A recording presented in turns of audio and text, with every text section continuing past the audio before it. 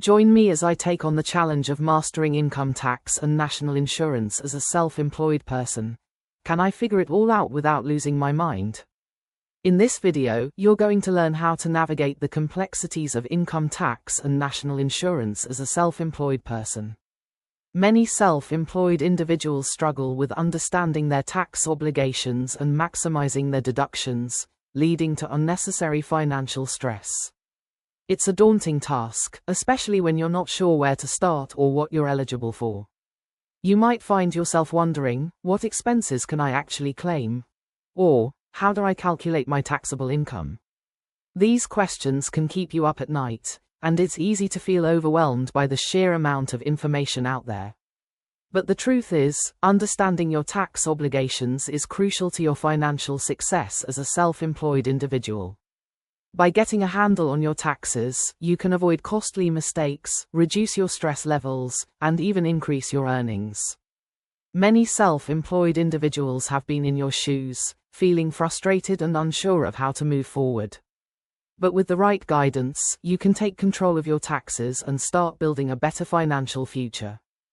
If you're newly self-employed or thinking it's time that you set up on your own, you'll need to know how self-employed tax works and when you need to pay it to avoid a fine from HMRC. Taking the plunge into self-employment can be a scary decision to make, and that's before you think about handling your own taxes. What taxes do self-employed people have to pay? A freelancer, sole trader, or a partnership pays income tax on profits. Before working out how much tax you must pay, you can deduct certain costs that you've incurred during the course of your work. These are called allowable expenses and include travel such as fuel, taxi and train fares, office costs including phone bills and stationery, costs of running your business premises, a proportion of costs incurred by working from home such as your energy and broadband bills, clothing costs for uniforms, but not for office wear. You'll also make national insurance contributions, NICs, which help you build up an entitlement to benefits such as your state pension. If you operate from commercial premises, you may have to pay business rates. When working from home, if only a small portion of your property is used for your work, you do not have to pay business rates. National insurance if you're self-employed.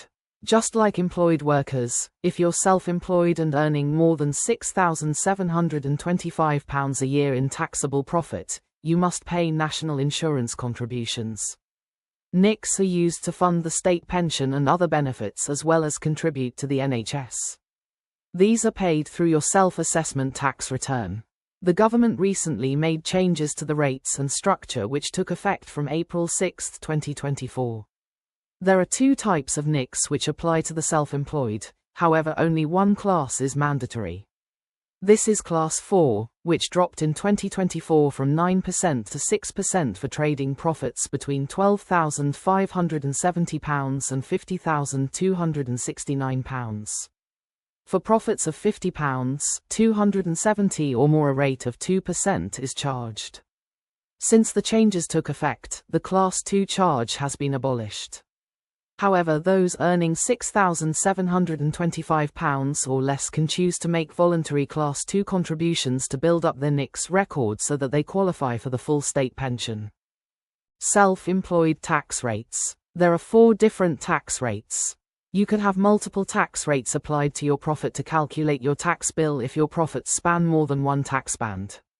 For example, if you earn £60,000 in taxable profit, 3 tax rates would be applied to your profit. A 0% tax rate would be applied to the first £12,570. On the next £37,700, a basic rate of 20% is applied, followed by a 40% higher rate which is applied to the final £9,730. How much can I earn self-employed tax-free? You can earn up to £12,570 self-employed tax-free. Tax is paid on your remaining taxable profit after your personal allowance has been deducted.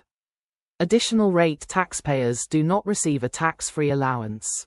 The tax band thresholds for sole traders, freelancers and partnerships are the same as those applied to employed workers. If your expenses are below £1,000, Then you can claim an additional £1,000 allowance tax-free. Calculator. To calculate how much your self-employed tax bill is, you can use HMRC's self-employed income tax calculator.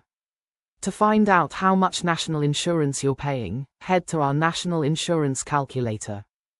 How to register for self-assessment.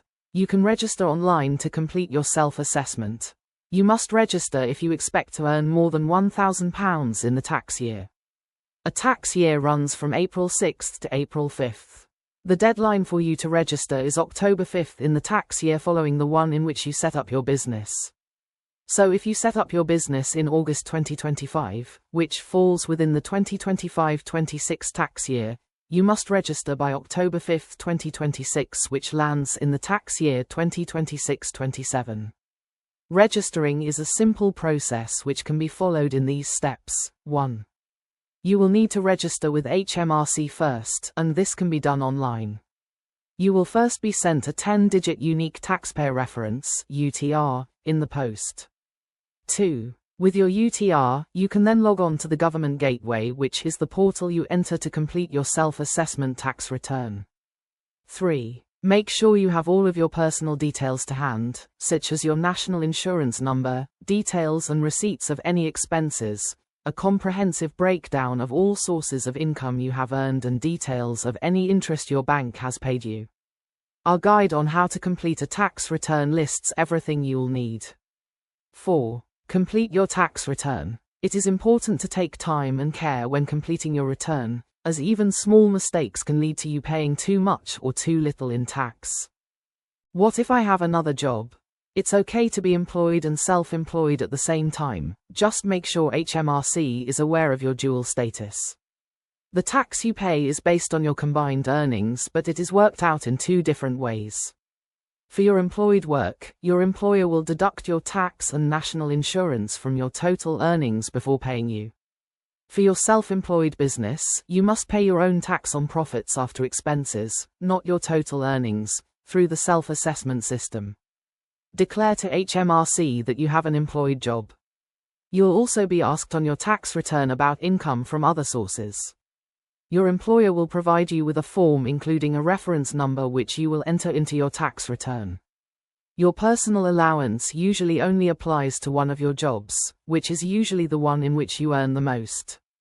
Rachel Griffin, tax and financial planning expert at Quilter, explained, if, for example, you were earning £30,000 a year from your employment and also earned £20,000 taxable profit on your self-employed earnings, you would potentially have to pay the basic rate of tax on all these self-employed earnings.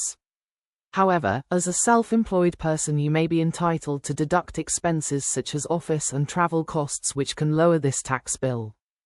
What if I've registered as a limited company? Self-employed business owners who have registered as a limited company pay corporation tax on their taxable profits instead of income tax. On profits below £50,000, companies pay a small profits rate of 19%. Companies with profits above £250,000 pay the main rate of 25%. Those with profits falling in between these ranges pay tax at 25%, reduced by a marginal relief. You must register to pay corporation tax within 3 months of starting to trade, and list your company on Companies House. You can also register for pay as an employer at the same time if you plan to take on staff. Limited company owners must file a corporation tax return and file accounts to Companies House once a year. It's likely that you'll complete a self-assessment tax return, too. A limited company is a separate legal entity from the owner, so by completing the corporation tax return you are declaring what profit the company made. Any money you have earned from the company, such as dividends, must be declared on your self-assessment tax return. FAQs. Am I self-employed for tax reasons? Working out if you're self-employed for tax reasons is not as clear-cut as it sounds. If you run your own business working as a sole trader or freelancer, then in the eyes of HMRC you are self-employed and must register to pay your own tax through the self-assessment system. When working for an employer full-time or part-time, they collect your tax and national insurance directly from your pay packet, known as pay-as-you-earn, pay. While that seems straightforward, there is a grey area. For example, if you have a contract with a company to supply your services. Depending on the circumstances of that work and details of the contract, you could be classed as employed or self-employed.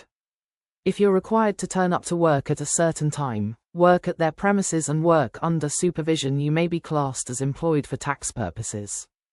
You can use HMRC's tool to establish if you are employed or self-employed for tax reasons. How soon after becoming self-employed I need to register? The deadline for you to register is October 5th in the tax year following the one in which you set up your business, so you have some leeway. To wrap up, remember that understanding income tax and national insurance is crucial for your success as a self-employed individual. Don't let taxes hold you back. Take control of your finances and start building a better future. If you found this video helpful, make sure to check out my other videos on self-employment tips and leave your thoughts in the comments below.